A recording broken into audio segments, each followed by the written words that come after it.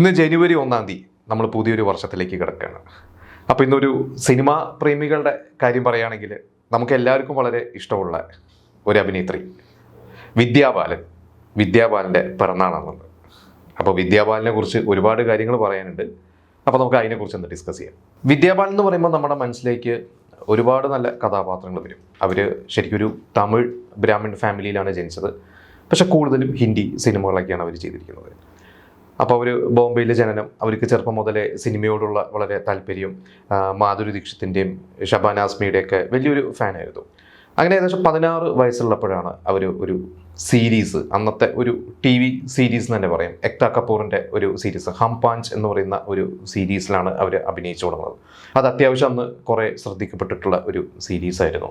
അപ്പോൾ ഇവർ പഠിത്തം, ഇവിടെ സ്കൂൾ പഠനം കാര്യങ്ങളൊക്കെ നടക്കുന്നൊരു സമയമാണ്. അത് കഴിഞ്ഞിട്ട് തന്നെ അവർക്ക് വേറെയും ഓഫേഴ്സൊക്കെ വന്നിരുന്നെങ്കിൽ കൂടി അവർ പഠിത്തം കംപ്ലീറ്റ് ചെയ്തിട്ട് മതി എന്നുള്ള രീതിയിൽ അവർ പിന്നീട് ഒരു TV സീരിയൽ ആ ഒരു ഇതിലോട്ട് അവർ പോയില്ല. ഒരു പക്ഷെ അന്ന് അവർ അതിലോട്ട് പോയിരുന്നെങ്കിൽ ചിലപ്പോൾ TV സീരിയലിൻ്റെ ആ ഒരു എന്താ പറയുക കുത്തകയിൽ പെട്ടുപോവുക, ആ ഒരു ഇതിലൊക്കെ പെട്ടുപോകുക എന്ന് പറയില്ല, അങ്ങനെയൊക്കെ പെട്ടുപോകേണ്ടതായിരുന്നു. പക്ഷെ അവരത് ചെയ്തില്ല. അവിടെ വെച്ചിട്ട് അവരത് തൽക്കാലമായിട്ടെങ്കിലും അവർ ആ അഭിനയത്തിന് അന്ന് അവരവിടെ ഒരു എന്താ പറയുക ഒരു ഫുൾ സ്റ്റോപ്പ് ഇട്ടു. അഭിനയം മാത്രമല്ല, ചെറുപ്പം മുതൽ അവർക്ക് മറ്റ് കലാപരമായിട്ടുള്ള കാര്യങ്ങളൊക്കെ വളരെ താല്പര്യമുണ്ട്. അതായത് അവർ കർണാട്ടിക് മ്യൂസിക്, ഭരതനാട്യം, കഥക് ഇതൊക്കെ പഠിച്ചിട്ടുണ്ട്. എനിക്ക് തോന്നുന്നു ഒരു കർണാട്ടിക് മ്യൂസിക് അത്യാവശ്യം ഒരു പ്രൊഫഷണലായിട്ട് എവിടെ പോയിട്ട് തന്നെയാണ് അവർ പഠിച്ചിരിക്കുന്നത്. പിന്നെ പ്രിയാമണി, നമുക്ക് എല്ലാവർക്കും വളരെ പ്രിയപ്പെട്ട നടി പ്രിയാമണി അവരുടെ കസിനാണ്. അതായത് പ്രിയാമണിയുടെ ഗ്രാൻഡ് ഫാദറും ഇവരുടെ ഗ്രാൻഡ് ഫാദറും ബ്രദേഴ്സാണ്. പക്ഷേ ഇവരങ്ങനെ അത്ര വലിയൊരു അടുപ്പമൊന്നുമില്ല. ഇവർ പലപ്പോഴും എനിക്ക് തോന്നുന്നു പ്രിയാമണിയോ വിദ്യാബാലൻ്റെ ഇൻ്റർവ്യൂവിൽ പറഞ്ഞിട്ടുണ്ട്, ഞങ്ങളങ്ങനെ റെഗുലറി കാണുകയോ വിളിക്കുകയോ ഒന്നും ചെയ്യുന്നില്ല. പക്ഷേ വിദ്യാബാലൻ്റെ അച്ഛനുമായിട്ട് പ്രിയാമണി ഫോണിലൊക്കെ സംസാരിക്കാറുണ്ട്. അങ്ങനെയാണ്. കാരണം അവർ രണ്ടുപേരുടെയും ജീവിതം രണ്ട് തരത്തിലേക്കായിരുന്നു. പിന്നെ ഈ പറഞ്ഞ പോലെ പഠിത്തം കാര്യങ്ങളൊക്കെ കഴിഞ്ഞ് നിൽക്കുന്ന ഒരു സമയത്തെങ്കിൽ കുറച്ചുകൂടി കഴിഞ്ഞിട്ട് ഈ സീരിയലൊക്കെ അഭിനയിച്ച് 96 ഈ ഒരു സീരിയലിൽ ഇവർ അഭിനയിക്കുന്ന എക്താ കപൂറിൻ്റെ. അത് കഴിഞ്ഞിട്ട് പിന്നെ കുറേ കഴിഞ്ഞിട്ട് 2000 ഒക്കെ ആയപ്പോഴാണ് നമുക്ക് എല്ലാവർക്കും അറിയാം ചക്രം എന്ന് പറയുന്ന ഒരു സിനിമ. അന്ന് അത് ഭയങ്കര ഒരു വലിയൊരു അനൗൺസ്മെൻ്റ് ആയിരുന്നു. അതായത് മോഹൻലാലും ദിലീപും ഒന്നിക്കുന്നു. അതിനു മുമ്പ് ഇവർ മോഹൻലാലും ദിലീപും വർണ്ണപ്പകിട്ട് എന്നുള്ള സിനിമയിലൊക്കെ ഒന്നിച്ചിട്ടുണ്ട്. പക്ഷേ ദിലീപ് ജോക്കറും തെങ്കാശി പട്ടണം ഒക്കെ കഴിഞ്ഞ് അത്യാവശ്യം ഒരു സ്റ്റാറായി നിൽക്കുന്ന ഒരു എന്താ പറയുക ഒരു സ്റ്റാർഡത്തിലേക്ക് ഇങ്ങനെ കയറി മുന്നേറിലേക്ക് വരുന്ന സമയത്ത് വീണ്ടും മോഹൻലാലുമായി ഒന്നിക്കുന്നു. കമൽ ലോഹിദാസ് കൂട്ടുകെട്ട് എല്ലാവർക്കും അറിയാം. ആ ഒരു സിനിമയുടെ അനൗൺസ്മെൻ്റ് ഒക്കെ അങ്ങനെ ഭയങ്കര ഒരു പ്രതീക്ഷയായിരുന്നു. അത് 2001 അത്. പക്ഷേ അന്ന് ആ ഒരു സിനിമ ഷൂട്ട് തുടങ്ങിയിട്ട് മുടങ്ങിപ്പോയി. അന്ന് നായികയായിട്ട് ആ ഒരു സിനിമയിലേക്ക് വന്ന ആളാണ് വിദ്യാബാലൻ. ആദ്യമായിട്ട് വിദ്യാബാലന് ഒരു സിനിമയിലെ അവസരം കിട്ടുന്നതും വിദ്യാബാലനെ അഭിനയിക്കുന്നതൊക്കെ ചക്രത്തിലായിരുന്നു. ഷൂട്ട് തുടങ്ങി കുറച്ച് ദിവസങ്ങൾക്ക് ശേഷമാണ് ആ സിനിമ മുടങ്ങിപ്പോയത്. അതിൻ്റെ പല കാരണങ്ങളുണ്ട്. സംവിധായകൻ കമലൊക്കെ പലപ്പോഴും പല ഇൻ്റർവ്യൂവിൽ പറഞ്ഞിട്ടുണ്ട്. അതായത് ലോഹിദാസിൻ്റെ ഒരു സ്ക്രിപ്റ്റും പിന്നീട് സ്ക്രിപ്റ്റ് മാറ്റി എഴുതുന്നതും അത് പലപ്പോഴും കമലിന് അത് തൃപ്തി വരാത്തതും മോഹൻലാലിന് തൃപ്തി വരാത്തൊക്കെ ഒരുപാട് കാരണങ്ങളുണ്ട് അതിനെക്കുറിച്ച്. എന്തായാലും ആ സിനിമ അന്ന് ഡ്രോപ്പായി. പിന്നീട് വർഷങ്ങൾ കഴിഞ്ഞിട്ട് ലോഹിദാസ് ആ സിനിമ വീണ്ടും പൊടികെട്ടിയെടുത്തു. അന്ന് പൃഥ്വിരാജും ജയസൂര്യനെ വെച്ചായിരുന്നു അന്ന് പ്ലാൻ ചെയ്തിരുന്നത്. അന്ന് ഇവർ ഈ സ്വപ്നക്കൂടൊക്കെ ചെയ്യുന്നൊരു സമയമായിരുന്നു. അതായത് പൃഥ്വിരാജും ജയസൂര്യൻ സിനിമയിലേക്ക് വന്ന് അവരുടെ തുടക്കകാലത്തെ സമയം. പക്ഷേ പിന്നീട് ജയസൂര്യ പുലിവാൽ കല്യാണം എന്ന് പറഞ്ഞ സിനിമയുടെ തിരക്കൊക്കെ ആയപ്പോഴാണ് അത് മാറിയിട്ട് വിജീഷ് വന്നത്. പിന്നീട് ആ റോളിലേക്ക് മീര ജാസ്മിൻ വിദ്യാബാലൻ്റെ റോളിലേക്കൊക്കെ വന്നു. അപ്പം അങ്ങനെ ആ സിനിമ ആ വഴിക്ക് പോയി. പക്ഷെ അന്ന് ഈ ഒരു സിനിമ സംഭവിക്കാതിരുന്നപ്പോൾ തന്നെ ഈ സിനിമാ ലോകം അന്ധവിശ്വാസത്തിൻ്റെ ഒരു ലോകമാണെന്ന് പറയുന്നതുകൊണ്ട് തന്നെ വിദ്യാബാലന് ഒരു അൺലക്കിയാണ് വിദ്യാബാലൻ എന്നുള്ള ഒരു ടോക്ക് വന്നു. ഇത് കഴിഞ്ഞിട്ട് ഇവർ ഈ ചക്രം ചെയ്യുന്ന സമയത്ത് തന്നെ ഏകദേശം 10ഓളം സിനിമകളിലേക്ക് സൈൻ ചെയ്തിരുന്നായിരുന്നു. ചക്രത്തിലോട്ട് വന്നപ്പോൾ ഭയങ്കര പ്രതീക്ഷയുള്ള ഒരു നായിക എന്ന് പറഞ്ഞിട്ട് അതെല്ലാം മാറിപ്പോയി. പിന്നെ ഇവർ മലയാളത്തിൽ തന്നെ കളരി വിക്രമൻ എന്ന് പറഞ്ഞ മുകേഷിൻ്റെ നായികയായിട്ട്, അത് ഇപ്പോഴും സോഷ്യൽ മീഡിയയിലേക്ക് അന്നത്തെ ചില സ്റ്റിൽസൊക്കെ കാണാം. അതും ഇതുപോലെ തന്നെ ഷൂട്ട് തുടങ്ങി നിന്നതാണോ അതോ ഷൂട്ട് തീർത്തതാണോ എന്ന് എനിക്ക് കറക്റ്റ് ആയിട്ടില്ല. എന്തായാലും ആ സിനിമയും റിലീസായില്ല. ആ സിനിമയും പൂർണ്ണമായില്ലെന്ന് തോന്നുന്നു. എൻ്റെ പോസ്റ്റ് പ്രൊഡക്ഷനൊന്നും നടന്നില്ല എന്ന് തോന്നുന്നു. ആ സിനിമയും ഡ്രോപ്പായി. അങ്ങനെ മലയാളത്തിൽ ഈ പറഞ്ഞ 2 സിനിമകളും ഇവർക്ക് ഈ പറഞ്ഞ പോലെ പ്രശ്നങ്ങൾ സംഭവിച്ചു. ഇത് കഴിഞ്ഞ് തമിഴിലെ ഒരുപാട് ഹിറ്റായ സിനിമകൾ ഇതേപോലെ തന്നെ ഇവരെ പ്ലാൻ ചെയ്ത് ഇവർ അഭിനയിക്കേണ്ടിരുന്ന കുറേ സിനിമകളുണ്ടായിരുന്നു. അതിലൊന്നായിരുന്നു മാധവൻ്റെ റൺ എന്ന് പറയുന്ന ഒരു സിനിമ. അതിൽ ഏകദേശം ഇവരെ ഫോട്ടോഷൂട്ട് വരെ നടത്തിയിരുന്നു തോന്നുന്നു. അത് കഴിഞ്ഞിട്ടാണ് എന്തോ കാരണങ്ങൾ കൊണ്ട് വിദ്യാബാലനെ മാറ്റിയിട്ടാണ് അതിലോട്ട് മീര ജാസ്മിൻ വന്നത്. പിന്നെ ബാല എന്ന് പറയുന്ന ഒരു തമിഴ് സിനിമ, അതിലും ഇതുപോലെ തന്നെ ഇവരെ കാസ്റ്റ് ചെയ്തതാണ്. പിന്നീട് അത് മാറിയിട്ട് അതിലോട്ട് മീര ജാസ്മിനാണ്. ശ്യാം എന്ന് പറഞ്ഞ നടനായിരുന്നു അതിലെ നായകൻ. പിന്നെ മനസ്സെല്ലാം എന്ന് പറയുന്ന ഒരു സിനിമ, അത് ശ്രീകാന്ത്, ഏപ്രിൽ മാസത്തിലും റോജാക്കൂട്ടമൊക്കെ ചെയ്ത ശ്രീകാന്ത് അന്നിങ്ങനെ ഒരു എന്താ പറയുക ഒരു കോളേജ് സ്റ്റുഡൻസിൻ്റെ ഇടയിലും അല്ലെങ്കിൽ അത്തരത്തിലുള്ള റോളുകളൊക്കെ ചെയ്യുന്ന ഒരു നടനായി കയറി വരുന്നൊരു സമയമാണ്.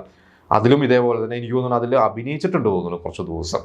അതിലും അവസാനം വിദ്യാബാലനെ മാറ്റിയിട്ട് ആ റോള് ചെയ്തത് തൃഷയാണ്. ഇങ്ങനെ ഒരു പിടി സിനിമകളിൽ ഇവരെ അഭിനയിപ്പിച്ചിട്ട് അല്ലെങ്കിൽ ഇവരെ അഭിനയിക്കാമെന്ന് ഏറ്റിട്ട് ഇവരെ മാറ്റേണ്ട ഒരു അവസ്ഥ വന്ന് മുഴുവനും ഇൻഡസ്ട്രി മുഴുവനും അല്ലെങ്കിൽ ഒരു സൗത്ത് ഇന്ത്യൻ ഇൻഡസ്ട്രി മുഴുവനും ഇവർ ശരിയല്ല, അതായത് ഒരു എന്തോ ഒരു അൺലക്ക് ഫാക്ടർ ഇവർക്ക് ഉണ്ട് എന്നുള്ള രീതിയിൽ ഇവരെ പൂർണ്ണമായിട്ടും മാറ്റി നിർത്തുന്ന ഒരു അവസ്ഥയാണ് പിന്നീട് സംഭവിച്ചത്. അന്ന് ബോളിവുഡിൽ പരസ്യ മേഖലയിൽ ഭയങ്കര പ്രശസ്തനായിട്ടുള്ള ഒരു സംവിധായകനായിരുന്നു പ്രദീപ് സർക്കാർ. അദ്ദേഹം ഒരുപാട് പരസ്യങ്ങളും ജിംഗിൾസും അതുപോലെ തന്നെ മ്യൂസിക് വീഡിയോസും ഒക്കെ ചെയ്തിട്ടുള്ളതാണ്. അതായത് പല ഹിന്ദി സിനിമകളുടെയൊക്കെ മിഷൻ കാശ്മീർ എന്ന് പറയുന്ന ഒരു സിനിമയൊക്കെ ഉൾപ്പെടെയുള്ള കുറച്ച് ഹിന്ദി സിനിമകളുടെയൊക്കെ ചില മ്യൂസിക് വീഡിയോസ് ഇതിൻ്റെ പ്രൊമോഷൻ്റെ ഭാഗമായിട്ടൊക്കെ അന്ന് ഡയറക്റ്റ് ചെയ്തിരുന്ന ഒരു സംവിധായകനായിരുന്നു പ്രദീപ് സർക്കാർ. അദ്ദേഹത്തിൻ്റെ ഒരുപാട് പരസ്യങ്ങൾ, എനിക്ക് 100ഓളം പരസ്യങ്ങൾ വിദ്യാബാലൻ അഭിനയിച്ചിട്ടുണ്ട്. അപ്പോൾ പിന്നീട് പ്രദീപ് സർക്കാറിനെ ഒരു സിനിമ ചെയ്യാൻ വേണ്ടി വിനോദ് ചോപ്ര എന്ന് പറയുന്ന പ്രൊഡ്യൂസറും ഡയറക്ടറൊക്കെ ആയ അദ്ദേഹമാണ് പ്രദീപ് സർക്കാരിനൊരു ഓഫർ കൊടുത്ത് സിനിമ സ്വതന്ത്രമായിട്ട് സംവിധാനം ചെയ്യുന്നുണ്ട്. ആ ഒരു സിനിമ അദ്ദേഹം സംവിധാനം ചെയ്യുമ്പോൾ അതിൽ നായികയായിട്ട് വിദ്യാബാലനെയാണ് കാസ്റ്റ് ചെയ്തത്. ആ ഒരു സിനിമയായിരുന്നു പരിണീത എന്ന് പറയുന്ന സിനിമ. ഈ പരിണീതയ്ക്ക് മുമ്പ് തന്നെ ഇവർ ഒരു ബംഗാളി സിനിമയിലാണ് ആദ്യം അഭിനയിക്കുന്നത്. ബലോ തേക്കോ എന്ന് പറയുന്ന ഒരു ബംഗാളി സിനിമയിൽ അഭിനയിച്ച് അതിൽ അത്യാവശ്യം അവർക്ക് നല്ലൊരു പേര് കിട്ടി. പിന്നെ അതിനെന്തോ ചില ചാനൽസിൻ്റെ ചില അവാർഡ്സ് ഒക്കെ കിട്ടിയിരുന്നു. അപ്പോൾ അതിലൊരു ശ്രദ്ധിക്കപ്പെട്ട സമയത്താണ് പിന്നീട് ഈ പരിണീത വന്നു കഴിഞ്ഞപ്പോഴാണ് അതിലേക്ക് ഇവരെ ഇൻട്രൊഡ്യൂസ് ചെയ്തത്. അപ്പോൾ പരിണീതയുടെ അതിൻ്റെ ഒരു പ്രീ പ്രൊഡക്ഷൻ സമയത്ത് പറഞ്ഞാൽ അന്ന് സെയ്ഫ് അലി ഖാനും അഭിഷേക് ബച്ചനെയായിരുന്നു അന്ന് പ്ലാൻ ചെയ്തിരുന്നത്. പക്ഷേ പിന്നീട് അത് മാറിയിട്ടാണ് സഞ്ജയ് ദത്തും, അതായത് അഭിഷേക് വെച്ചിരുന്ന റോളിലേക്ക് സെയ്ഫ് അലി ഖാൻ വരികയും മറ്റേ റോളിലേക്ക് സഞ്ജയ് ദത്ത് വരികയൊക്കെ ചെയ്തു. അപ്പം അന്ന് ഇവർക്ക് പ്രൊഡ്യൂസർ സൈഡിലാണെങ്കിൽ തന്നെ ഒരു അത്യാവശ്യം ഒരു ഹെവി ആയിട്ടുള്ള റോൾ ആയതുകൊണ്ട് വിദ്യാബാലൻ ഓക്കെ ആയിരിക്കും. നേരത്തെ പറയുന്ന ആ പ്രശ്നങ്ങളൊക്കെ ഉണ്ടാവാം. ഇവർ അഭിനയിച്ച സിനിമകൾ മുടങ്ങിപ്പോയതൊക്കെ ചിലപ്പോൾ അവിടെയും ഇന്ത്യൻ സിനിമാ ലോകം മുഴുവനും ചിലപ്പോൾ ചർച്ച ചെയ്തിട്ടുണ്ടാവാം. അപ്പോൾ ഇവരെ അഭിനയിപ്പിക്കണോ എന്നൊക്കെ. അപ്പോൾ സേഫിനാണെങ്കിൽ അന്ന് ഐശ്വര്യയോ അല്ലെങ്കിൽ അതുപോലുള്ള ആരെങ്കിലൊക്കെ മതി എന്നുള്ള ഒരു ഇതൊക്കെ ആയിരുന്നു. പക്ഷേ ഇതിൻ്റെ സംവിധായകൻ്റെ ഒരു പ്രദീപ് സർക്കാർ എന്ന സംവിധായകൻ്റെ ഒരു കോൺഫിഡൻസ് ആയിരുന്നു. അങ്ങനെ വിദ്യാബാലൻ ആ സിനിമയിൽ അഭിനയിച്ചു. അതിൽ വിദ്യാബാലന് വളരെയധികം ശ്രദ്ധിക്കപ്പെട്ടു. വീണ്ടും ഈ പറഞ്ഞ പോലെ തന്നെ എനിക്കൊണ്ട് പുതുമുഖ നായികയ്ക്കുള്ള ഫിലിം ഫെയർ അവാർഡ് ഉൾപ്പെടെയുള്ള കുറച്ച് അവാർഡ്സൊക്കെ കിട്ടി. പിന്നെ അവിടെ നിന്ന് അങ്ങോട്ട് എന്താ പറയുക, പിന്നെ അവരുടെ ഒരു യാത്ര ശരിക്കും എന്താ പറയുക പിന്നെ അങ്ങോട്ടൊന്ന് തുടങ്ങുക തന്നെയായിരുന്നു. പിന്നെ അവിടെ നിന്ന് ഒരുപാട് സിനിമകൾ ലഗേ രഹോ മുന്നാബായി, പിന്നെ ഗുരു എന്ന് പറയുന്ന ഒരു സിനിമയുടെ ഭാഗമായി അവർ കുറേ സിനിമകളിലുണ്ട്. അപ്പോൾ ഗുരുവിലൊക്കെ ശരിക്കും നമുക്കറിയാം അതിൽ ഐശ്വര്യയും അഭിഷേക് ബച്ചനെങ്കിലും, പക്ഷെ അതിൽ വളരെ പ്രധാനപ്പെട്ട റോളാണ് വിദ്യാബാലൻ ചെയ്തത്. അത് മണിരത്നം എന്ന് പറയുന്ന ഒരു സംവിധായകൻ വിളിച്ചാൽ ആരും പോകും. കാരണം അതിൽ ചെറിയ റോളാണെങ്കിൽ പോലും ചെയ്യുക എന്ന് പറയുന്നത് എല്ലാവരുടെ ഒരു ഡ്രീമാണ്. അങ്ങനെ കുറേ സിനിമകളൊക്കെ ചെയ്ത് പിന്നെ ഭൂൽ ഭുലയ്യ എന്ന് പറയുന്ന പ്രിയദർശൻ സിനിമ, നമ്മുടെ മണിച്ചിത്രത്താഴിൻ്റെ റീമേക്ക്, അതിൽ ശോഭന ചെയ്ത റോള് നമുക്കൊരിക്കലും ശോഭനയായിട്ട് കമ്പയർ ചെയ്യാൻ പറ്റില്ല വിദ്യാബാലനെ. പക്ഷേ അവിടെ വിദ്യാബാലൻ അത് ചെയ്ത് കഴിഞ്ഞപ്പോൾ വിദ്യാബാലൻ അതൊരു ഭയങ്കരമായിട്ടുള്ളൊരു എക്സ്പോഷർ കിട്ടി. പിന്നെ അവിടെ നിന്ന് അങ്ങോട്ട് അവരുടെ ഒരു യാത്ര എന്ന് പറയുന്നത് നമ്മളൊക്കെ കണ്ടിട്ടുള്ളതാണ്. അത് ഡർട്ടി പിക്ചർ എന്ന് പറയുന്ന നമ്മുടെ സിൽക്ക് സ്മിതയുടെയൊക്കെ ലൈഫിനെ ആസ്പദമാക്കിയിട്ടുള്ള ആ ഒരു സിനിമ, അതിന് അവർ അതിഗംഭീരമായിട്ട് ചെയ്തു.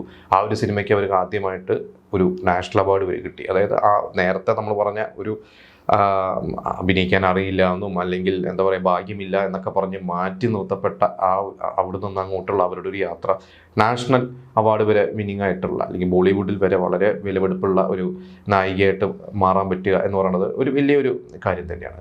ഇതിനിടയ്ക്ക് പിന്നീട് അവർ മലയാളത്തിൽ ചെയ്തത് ഉറുമി എന്ന് പറയുന്ന സിനിമയിൽ നമ്മളവരെ കണ്ടു. ചെറിയൊരു വേഷമാണെങ്കിൽ പോലും അവർ ഉറുമിയുടെ ഭാഗമായി. ഇത് കഴിഞ്ഞ് പിന്നീട് ഒരുപാട് നാളുകൾക്ക് ശേഷം നമ്മളവർ ആമി എന്ന് പറയുന്ന ഒരു സിനിമയുടെ അനൗൺസ്മെൻറ്റ് നമ്മുടെ സംവിധായകൻ മാധവിക്കുട്ടി കമല സുരയ്യയുടെ ജീവിതം ആസ്പദമാക്കി അഭിനയിക്കുന്നു എന്ന് പറഞ്ഞ് ഈ പറഞ്ഞ പോലെ ഒരു ആദ്യത്തെ സിനിമ ചക്രം, ആ സിനിമയിൽ ഇവരെ അഭിനയിപ്പിച്ച കമൽ തന്നെ ചെയ്യുന്നൊരു സിനിമയുടെ ഭാഗമാവുക എന്ന് പറഞ്ഞപ്പോൾ ഇവർ വന്ന് ഭയങ്കര എക്സൈറ്റഡ് ആയിട്ടൊക്കെ പറഞ്ഞിരുന്നു ഞാൻ വീണ്ടും മലയാളത്തിൽ വരികയാണ് എന്നൊക്കെ ഇവർ പറഞ്ഞിരുന്നതാണ്. പക്ഷേ പല കാരണങ്ങൾ കൊണ്ട് ഷൂട്ട് തുടങ്ങുന്നതിൻ്റെ കുറച്ച് ദിവസങ്ങൾക്ക് മുമ്പ് ഇവർ ആ സിനിമയിൽ നിന്ന് പിന്മാറി. അതിന് കമൽ തന്നെ ഒരു ഇൻ്റർവ്യൂവിൽ പറഞ്ഞിട്ടുണ്ട്. വ്യക്തമായിട്ടുള്ളൊരു കാരണം ഇവർ പറഞ്ഞില്ല, ഇവർക്ക് ആ ക്യാരക്ടർ മനസ്സിലാവുന്നില്ല, സ്ക്രിപ്റ്റിൽ കൺഫ്യൂഷൻസ് ഉണ്ട്, എന്തൊക്കെയോ കാരണങ്ങളോട് ഇവർ പറഞ്ഞു. പക്ഷേ അത് കമൽ എന്ന് പറയുന്ന ആ ഒരു വ്യക്തിയുടെ അദ്ദേഹത്തിൻ്റെ ചില അദ്ദേഹം പൊളിറ്റിക്സിൻ്റെ ഭാഗമാണ്. അപ്പോൾ ആ ഒരു പൊളിറ്റിക്സിൻ്റെ ഭാഗമായിട്ടുള്ള എന്തൊക്കെയോ കളികളാണ് എന്ന് അദ്ദേഹം വിശ്വസിക്കുന്നു. എന്തായാലും വ്യക്തമായിട്ടൊരു കാരണം അറിയില്ല. അങ്ങനെയാണ് പിന്നീട് ആ റോള് മഞ്ജു വാര്യർ വന്നത്. അപ്പോൾ നമുക്കറിയാം മഞ്ജു വാര്യർ ആ വേഷം ചെയ്ത് കഴിഞ്ഞപ്പോൾ മഞ്ജു വാര്യരുടേതായ രീതിയിൽ ചെയ്തു. പക്ഷേ ഒരുപാട് പേര് പറഞ്ഞു അത് വിദ്യാബാലൻ തന്നെയായിരുന്നു അതിന് ആപ്റ്റായിട്ട്, വിദ്യാബാലൻ വന്നിരുന്നെങ്കിൽ ആ സിനിമ വേറെ തരത്തിലോട്ട് എത്തുമായിരുന്നു എന്നൊക്കെ പിന്നീട് ക്രിട്ടിക്സ് ഒക്കെ പറഞ്ഞിട്ടുണ്ട്. എന്തായാലും അവർക്ക് അങ്ങനെ ആ ഒരു സിനിമ ചെയ്യാൻ പറ്റിയിരുന്നില്ല. പിന്നെ അവർ ശ്രീദേവിയുടെ വലിയൊരു ആരാധികയും കൂടിയാണ്. അപ്പോൾ മിസ്റ്റർ ഇന്ത്യ എന്ന് പറഞ്ഞ സിനിമയിലൊക്കെ ശ്രീദേവി ചാർലി ചാപ്ലിൻ്റെ ആ ഒരു വേഷത്തിൽ വന്നതുമല്ലോ. അപ്പോൾ അവർ എപ്പോഴും പറയാറുണ്ട് അതുപോലത്തെ ഒരു ക്യാരക്ടറൊക്കെ അവർക്ക് ചെയ്യാൻ വളരെ താല്പര്യമാണ്. നമ്മുടെ മലയാളി സംവിധായകനായ ശരത് എന്ന് പറഞ്ഞാൽ അദ്ദേഹം ഇതേപോലെ തന്നെ ചാർലി ചാപ്ലിനെ ബേസ് ചെയ്തിട്ടുള്ള ചാർലി ചാപ്ലിനായിട്ട് വിദ്യാബാലനെ എന്ന് പറഞ്ഞാൽ അന്നൊരു അനൗൺസ്മെൻറ്റ് ഇതേപോലെ കുറേ വർഷങ്ങൾക്ക് മുമ്പ് ഇപ്പോഴും സോഷ്യൽ മീഡിയയിലൊക്കെ എൻ്റെ ന്യൂസ് കിടക്കുന്നുണ്ട്. വിദ്യാബാലൻ ആ ഒരു റോളിലോട്ട് വരുന്നു, വിദ്യാബാലൻ്റെ അടുത്ത് സ്ക്രിപ്റ്റ് ഞാൻ പറയാൻ പോവുകയാണ് ബോംബെയിൽ എന്നൊക്കെ ശരത് അന്ന് ഏതൊക്കെയോ ചില മീഡിയാസിലൊക്കെ പറഞ്ഞിരുന്നു. പക്ഷെ അത് സംഭവിച്ചില്ല. പിന്നീട് ഇന്ദിരാഗാന്ധിയുടെ ബയോപിക് ചെയ്യാൻ താല്പര്യമുണ്ടെന്ന് വിദ്യാബാലൻ ഒരിക്കൽ പറഞ്ഞിരുന്നു. പക്ഷേ അതും സംഭവിച്ചിട്ടില്ല. എന്തായാലും അവർ ഒരുപാട് നല്ല നല്ല കഥാപാത്രങ്ങൾ ചെയ്തു.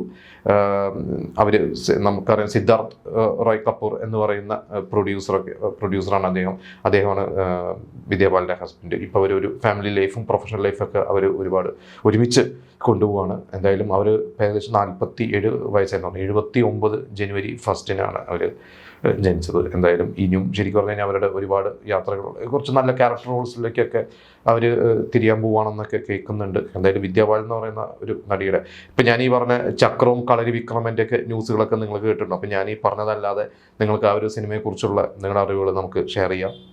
ഞാൻ ഈ പറഞ്ഞ വിദ്യാബാലൻ ആദ്യം അഭിനയിച്ച സീരീസ് എക്താ കപൂറിൻ്റെ അതിൻ്റെ സീസൺ 2 ഒക്കെ പിന്നീട് കുറേ കഴിഞ്ഞിട്ട് കുറച്ച് വർഷങ്ങൾക്ക് ശേഷമൊക്കെ വന്നിരുന്നു. എനിക്കൊണ്ട് വിദ്യാബാലൻ അല്ലായിരുന്നു അതിൻ്റെ ഭാഗമായിരുന്നു തോന്നുന്നു. അപ്പോൾ ആ വിദ്യാബാലൻ്റെ തുടക്കാലത്ത് ഈ പറയുന്ന ഒരു സീരീസൊക്കെ നിങ്ങൾ കണ്ടിട്ടുണ്ടെങ്കിൽ അതിനെക്കുറിച്ച് പറയുക. നിങ്ങൾക്ക് ഇഷ്ടപ്പെട്ട വിദ്യാബാലൻ്റെ ക്യാരക്ടേഴ്സ്, സിനിമകൾ നമുക്ക് കമൻറ്റ് ചെയ്യാം.